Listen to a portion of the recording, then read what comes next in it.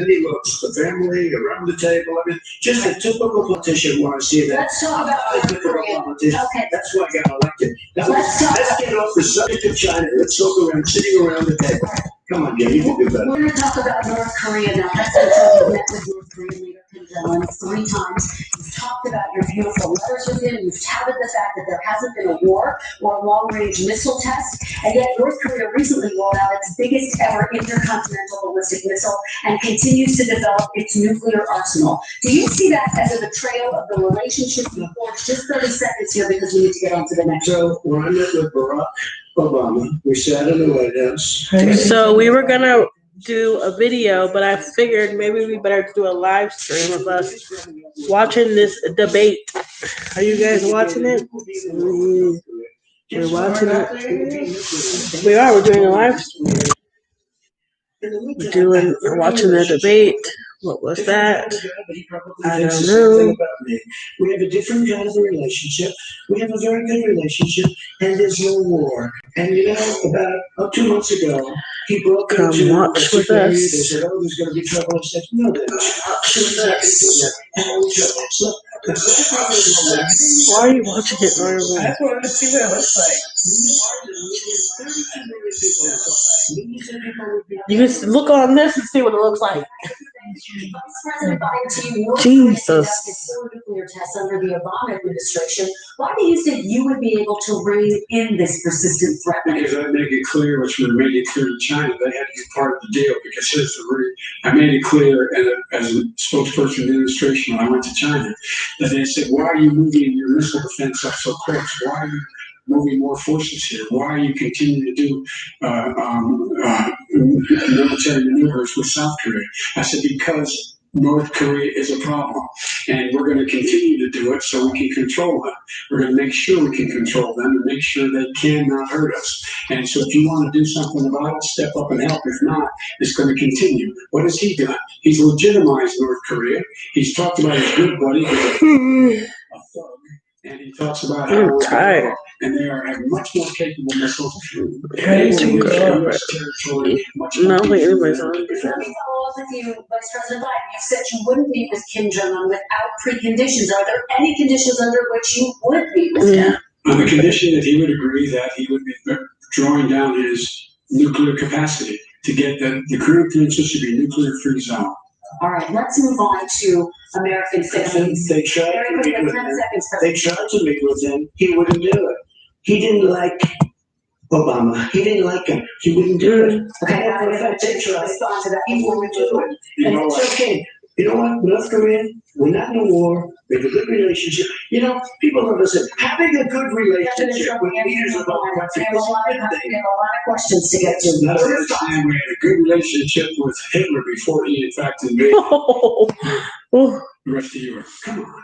The reason he would not meet with President Obama is because President Obama said we're demilitarization. We're not going to legitimize you. We're going to continue to push stronger and He stronger. probably can't even fit that. That's why he. That thing's so small. All right, President Trump, okay. They left me a mess. North Korea was a mess. In fact, if you remember the first 2 or 3 months, it was a very dangerous period in my first 3 months before we sort of worked things out a little bit. They left us a mess, and Obama would be. They left us a mess. It was the single biggest problem he thought that our country. Okay, let's move on to American families and the economy. One of the issues that's most important to them is health care, as you both know. Today there was a key vote on a new Supreme Court justice in the confirmation fund. Over 20 million Americans get their health insurance through the Affordable Care Act. It's headed to the Supreme Court, and your administration, Mr. President, is advocating for the court to overturn it. If the Supreme Court does overturn that law, those 20 million Americans will lose their health insurance almost overnight. So what would you do if those people have their health insurance taken away? You have 2 minutes uninterrupted. First of all, I've already done something that nobody thought was possible. Through the legislature, I terminated the individual mandate. That is the worst part of Obamacare, as we call it. The individual mandate, where you have to pay a fortune for the privilege of not having to pay for bad health insurance. I terminated it. It's gone. Now it's in court because Obamacare is no good. But then I made a decision: run it as well as you can to my people, great people. Run it as well as you can. I could have gone the other route and made everybody very What are you even talking about? You didn't even Here, know. let me get Here's the problem. like, what are you even talking about? You're just talking. You don't even know what you're talking about. You're just talking. But Done. I don't know that it's going to work. If we don't win, we will have to run it and we'll have Obamacare, but it'll be better run. But it no longer is Obamacare because without the individual mandate, it's much different. Pre-existing conditions will always stay. What I would like to do is a much better health care, much better. you're about to be impeached or whatever, so shut up. Come up with a brand new, beautiful health care. The Democrats will do it because there'll be tremendous pressure on them by that time. And I think we're going to win the House, okay? We'll see, but I think we're going to win the House. But come up with a better health care, always protecting people with pre-existing conditions. And one thing very important, we have 180 million people out there that have great private health care, far more than we're talking about with Obamacare. Joe Biden is going to terminate all of those policies. These are people that love their health care, people that have been successful, middle-income people, been successful. They have 180 million plans, 180 million people, families, under what he wants to do, which will basically be socialized medicine. He won't even have a choice. They want to terminate 180 million plans. We have done an incredible job on healthcare, and we're going to do even better. Okay, Vice President Biden, yes, this is for you. Your healthcare plan calls for building on Obamacare. So my question is, what is your plan if the law is ruled unconstitutional by the Supreme Court? You have 2 minutes uninterrupted. What I'm going to do is pass Obamacare with a public option, become Bidencare. The public option is an option that says that if you, in fact, do not have the wherewithal if you qualify for Medicaid and you do not have the wherewithal in your state to get Medicaid, you automatically enroll, providing competition for insurance companies. That's what's going to happen. Secondly, we're going to make sure we reduce the premiums and reduce drug prices by making sure that there's competition that doesn't exist now by allowing the Medicare to negotiate drug prices with the insurance companies. Thirdly, the reason why I had such a fight for with 20 candidates for the nomination was I support private insurance. I did not one single person private insurance. We can upload it on our page. Obamacare. They did not lose their insurance unless they chose they wanted to go to something else. Lastly, we're going to make sure we're in a situation that we actually protect pre-existing. There's no way you can protect pre-existing conditions. None. Zero. You can't do it in either. He's been talking about this for a long time. He's never come up with a plan. I guess we're going to get the pre-existing condition plan the same time we get the infrastructure. So that's why I have my head on my tit. Wait, can't say the company? No. I still need for a few more minutes. So I'm gonna have to blur it out as well. The fact is that he's already cost the American people because of his terrible handling of I like the the COVID sweatshirt. virus and It's very economic spillover. 10 million people have lost their private insurance. And he wants to take away 22 million more people who have it under Obamacare and over 110 million people with pre-existing conditions. And all the people from COVID are going to have pre-existing conditions. What are they going to do? I have a follow-up for you, Vice President Biden. It relates to something that President Trump said. He's accusing you of wanting socialized medicine. What do you say to people who have concerns that your health care plan, which includes a government insurance option, takes the country one step closer to a health care system run entirely by the government? It's ridiculous. It's like saying that, we're the fact that there's a public option that people can choose.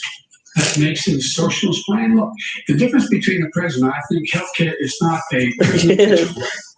Everyone should have the right to have affordable healthcare. And I am very proud of my plan. Maybe I should just put it here. As well. People who in fact are concerned in the medical field. This is something that's going to save people's lives. And this is going to give some people an opportunity to have health care for their children. How many of you home are worried and roll around in bed tonight wondering what in God's name you're going to do if you get sick? because you've lost your home insurance, your health insurance, your company's gone. Oh, not me. We have to provide I'm sure it's for now. I guess so. Last night turned it off. President Trump, He was your there response. for 47 years. He didn't do it. He was now there as He's vice been there president. for 40 years. And it's not like it was 45 years ago. It was just a little while ago, right? Less than 4 years ago. He didn't do anything. He didn't do it. He wants socialized medicine, and it's not that he Where wants. the flies at? Can I fly land on this head, please? That's what's fucking Bernie hard. Sanders and wants it even more. Bernie Sanders wants it. The Democrats want it. You're going to have socialized medicine. I didn't even watch that one. Was his vice president? Was he like? Did he know what he was talking about? And he was talking to nomination where he got very lucky to get it. And he goes to Pennsylvania and he says, I didn't even watch it. fracking. And you never ask that question. And by the way, Hey, buddy. somebody should ask the question. He goes for a year. There will be there will Come show everybody keep their back. Come here. socialized Your response. Come on. Oh, the fat mama. Come on, the fat mama. She couldn't make it. Provide for that affordable health care. Lower premiums. What we're going to do is going to cost some money. It's going to cost over $750 billion over 10 years to do Come it. on. And you're going to have premiums. You can buy better plans, the cheaper plans. Come Lower on. premiums. Deal with the unexpected billing and have your So I can't make it. I'm too big that. You can jump up there, you know, fatty. For anybody in healthcare. Not a thing. Come on. socialized medicine and when he had healthcare. When he talks about the public, She wants to, but she's scared of me. destroying your Come on, mama. Social security. And this Come on, mama. will come down. You know, Bernie Sanders tried it in his state. He tried it in Come his on. state. Come on. Come on. Come on. He thinks he's running against somebody else. He's running against Joe Biden. I beat all those other people because I disagreed with them. Joe Biden is running against. And the idea that we're in a situation that they're going to destroy Medicare, this is the guy that the actuary of Medicare said, if in fact, that's Social Security, if in fact he continues to withhold his plan to withhold the tax on Social Security, Social Security will be bankrupt by 2023 with no way to make up for it. This is the guy who's trying to cut Medicare. So I mean, the idea that Donald Trump is lecturing me on Social Security and Medicare? Come on. He tried to years ago. Go back and look at the records. He tried to hurt Social Security years ago. All right, let's move on. I'm going to move on. President, I will move on to the next question. He said the stock market will boom if I'm elected. If he's elected, the stock market will crash. Okay, let's move on to the next question. Remember, very quickly. The idea that the stock market is booming is his only measure of what's happening. Where I come from in Scranton, Claremont, the people don't live off of the stock market. Just in the last three years during this crisis, the billionaires in this country made, according to the Wall Street, $700 billion more. $700 billion more. Right. Because that's his only measure. What happens to the ordinary people out there? What happens to them? Let's talk about what's happening on Capitol Hill. 401ks are through the roof. Are through the roof. All right, it doesn't come from Scranton. That's like one of the. I thought they were turning off the mics. Turn it off. I guess they just because you're not. As of tonight, more than 12 million people are out of work, and as of tonight, 8 million more Americans have fallen into poverty, and more families are going hungry every day. Those hit hardest are women and people of color. They see Washington fighting over a relief bill. Mr. President, why haven't you been able to get them the help they need? 30 seconds here. Because Nancy Pelosi doesn't want to approve it. I do. But you're the president. I do, but I still have to get it. Unfortunately, that's what Nancy Pelosi didn't want to. Is she the one fighting for it? She'd love to have some victories. on a date called November 3rd. Nancy Pelosi does not want to approve it. We are ready, willing, and able to do something. Don't forget, we've already approved 3 plans, and it's gone through, including the Democrats, in all fairness. This one she doesn't want. It's near the election because she thinks it helps her politically. I think it hurts her politically. Mr. Vice President, The Republican leader in the United States Senate said he can't pass it. He will not be able to pass it. He does not have Republican votes. Why isn't he talking to his Republican friends? let me follow up with you, Vice President. We made it. Because let me ask Vice President Biden the question. You are the leader of the Democratic Party. Why have you not pushed the Democrats to get a deal for the American people? Oh, I have, and they have pushed it. Look, they passed this act all the way back in the beginning of the summer. This is like it's not new. It's been out there. This HEROES Act has been sitting there.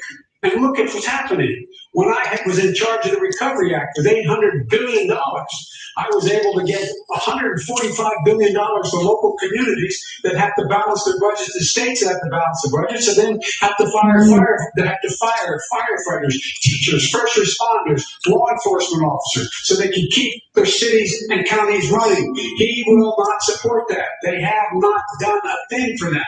And Mitch McConnell said, let them go bankrupt. Let them go bankrupt. Come on. What's the matter? The bill that was passed in the House was a bailout of badly run, high crime, Democrat, all run by Democrats, cities and states.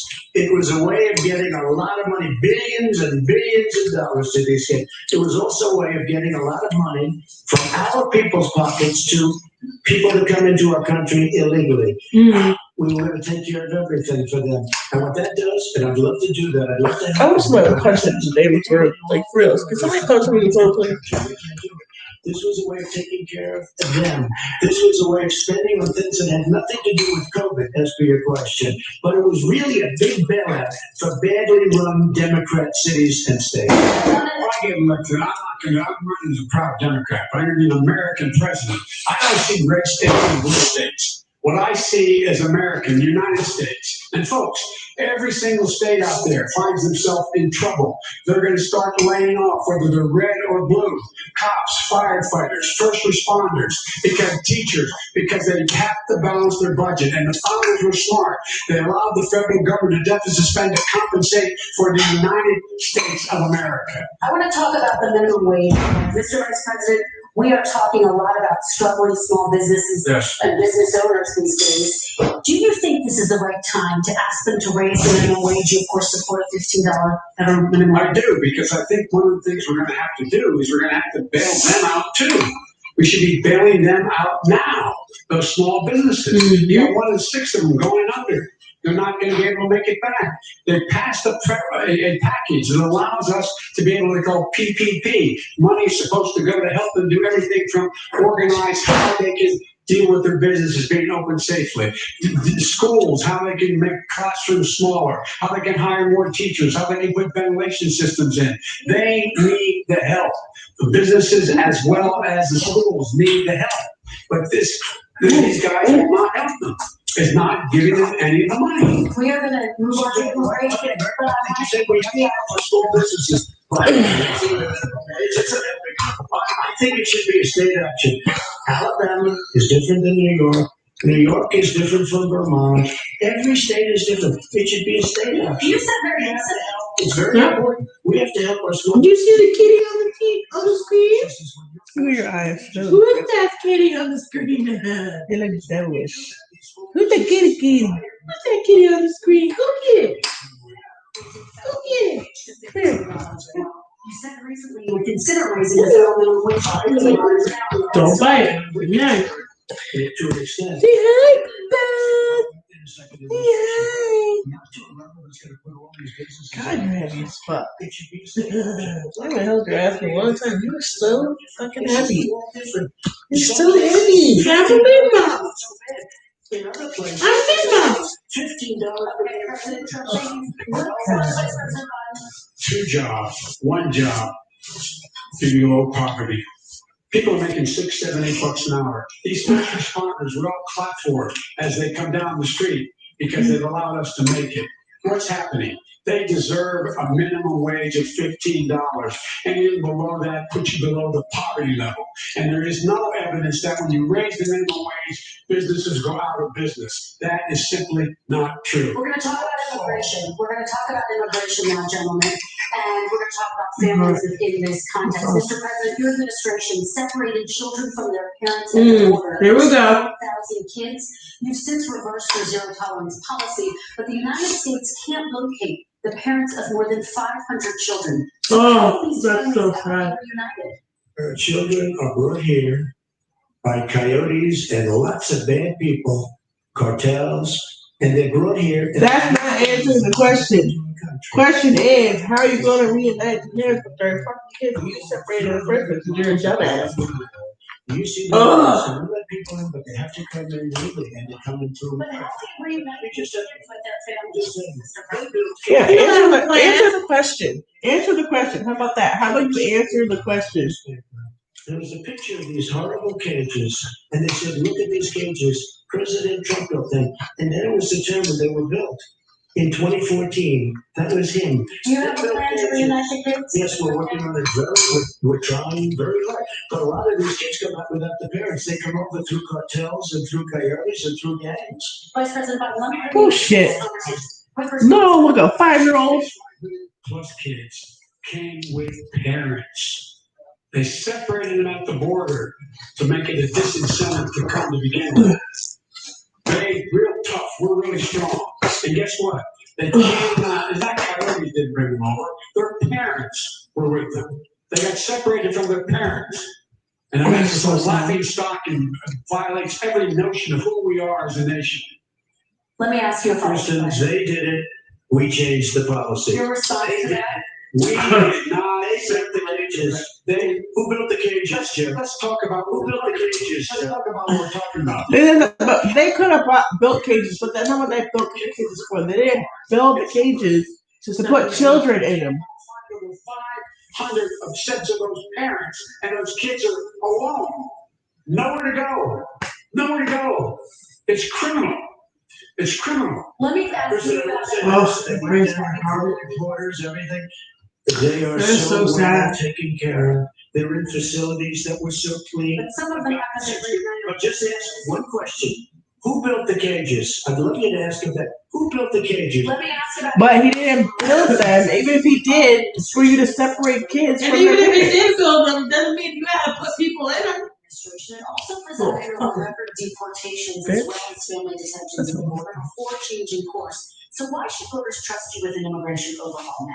Because we made a mistake. It took too long to get it right. It took too long to get it right. I'll be president of the United States, not vice president of the United States. And the fact is, I've made it very clear. Within 100 days, I'm going to send to the United States Congress a pathway to citizenship for over 11 million undocumented people. And all those so-called dreamers, those DACA kids, they're going to be immediately selected they will stay in this country and put on a path to citizenship. The idea that they are being sent home by this guy and they want to do that is they're going to a country they've never seen before. I can imagine you're 5 years old, your parents are taking you across the Rio Grande River and it's illegal. And you say, oh no, Mom, leave me here. I'm not going to go with you. They've been here. Many of them, Mom said, over 20,000 of them are first responders out there taking care of people during this crisis. We owe them. We owe them. President had 8 years to do what he said he was going to do. And I've changed without having a specific, we got rid of catch and release. We got rid of a lot of horrible things that they put in and that they lived with. But he had 8 years he was vice president. He did nothing except build cages to keep children in. You're the one that put them in there. Oh my God. Did he really just say that? You're the one that put the children in there. He did it. You did, you ass. They were released. And guess what? They showed up for a hearing. And this is the first president in the history of the United States of America that anybody seeking asylum has to do it in another country. That's never happened before in America. That's never happened before in America. You come to the United States and you make your case that you seek asylum based on the following. Why? They're sitting in squalor on the other side of the river. I'm tired of It just shows that he has no understanding of immigration or the laws. Catch and release is a disaster. A murderer would come in, a rapist would come in, a very bad person would come in. We would take their name. We have to release them into our country. And then you say they come back. Less than 1% of the people come back. We have to send ICE out and Border Patrol out to find them. We would say, come back in 2 years, 3 years. We're going to give you a court case. You did paramedicine. We're going to give you a court case. When you say they come back, they don't come back, Joe. Yeah. They never come back. Only the really, I hate to say this, but those with the lowest IQ, they might come back. Okay, President, let's give Vice President Biden a chance to respond, and then we're going to move on to the next section. Law, Joe. Vice President Biden, your response. No, the law is telling you simply not true. Well, check it out. They don't come back. Check it out. All right, let's move But we on don't have to to the worry about it. next They section. terminated it, so we don't have to worry about Let's it. move on to the next Yeah, section. 525 kids not knowing where in God's name they're going to be in Los Good. All right, let's talk about Can you just say good? which is race in America. And I want to talk about the way Black and Brown Americans experience race in this country. Let me see what he has to say about Something this. called the talk. It happens regardless of class and income. Parents who feel they have no choice but to prepare their children for the chance that they could be targeted, including by the police, for no reason other than the color of their skin. Mr. Vice President, in the next 2 minutes, I want you to speak directly to these families. Do you understand why these parents fear for their children? I do. I do. You know, my daughter is a social worker, and she's written a lot about this. She has a graduate degree from the University of Pennsylvania in social. And you know, one of the reasons why I ended up working on the east side of Wilmington, Delaware, which is 90% African American, was to learn more about what was going on. What I never had to tell my daughter, if she's pulled over, make sure she puts, for a traffic stop, put both hands on top of the wheel and don't reach for the glove box because someone may shoot you. But a Black parent, no matter how wealthy or how poor they are, has to teach their child when you're walking down the street, don't have a hoodie on when you go across the street, making sure that you, in fact, if you get pulled over, just yes sir, no sir, hands on top of the wheel, because you are in fact the victim, whether you're a person making $300,000 a year person or someone who's on food stamps. The fact of the matter is there is institutional racism in America. And we have always said, we've never lived up to it. We hold these truths to be self-evident. All men and women are created equal. Guess what? We have never, ever lived up to it. And we've always constantly been moving the needle further and further to inclusion, not exclusion. This is the first president to come along and says that's the end of that. We're not going to do that anymore. We have to provide for economic opportunity, better education, better health care, better access to schooling, better access to opportunity to borrow money to start businesses. All the things we can do, and I've laid out a clear plan as to how to do those things, just to give people a shot. It's about accumulating the ability to have wealth as well as it is to be free from violence. President Trump, same question to you, and let me remind you of the question. I would like you to speak directly to these families. Do you understand why these parents fear for their children? Yes. Of course not. And again, Ooh. he's been in government 47 years. He never did a thing except in Can you stop saying that? 1994, when he did such harm to the Black community. And they were called, and he called them super predators. And he said that. He said it, super predators. And they can never live that. What have you called it? 1994, your crime bill, the super predators. Nobody has done more for the Black community than Donald Trump. Okay, then. And if you look, He's trying to with the exception of Abraham Lincoln, nobody has done what Obama and Joe didn't do it. I don't even think they tried because they had no chance of doing it. They might have wanted to do it, but if you had to see the arms I had to twist to get that done, it was not a pretty picture. And everybody knows it, including some very liberal people that cried in my office. They cried in the Oval Office. 2 weeks later, they're out saying, gee, we have to defeat him. Criminal justice reform, prison reform, opportunity zones with Tim Scott, a great senator from South Carolina. He came in with this incredible idea for opportunity zones. It's one of the most successful programs. People don't talk about it. Tremendous investment is being made. Biggest beneficiary, the Black and Hispanic communities, and then historically Black colleges and universities. After 3 years of coming to the office, I love some of those guys. They were great. They came into the office and they said, I said, what are you doing? After 3 years, I said, why do you keep coming back? Because we have no funding. I said, you don't have to come back every year. We have to come back because President Obama would never give them long-term funding, and I did.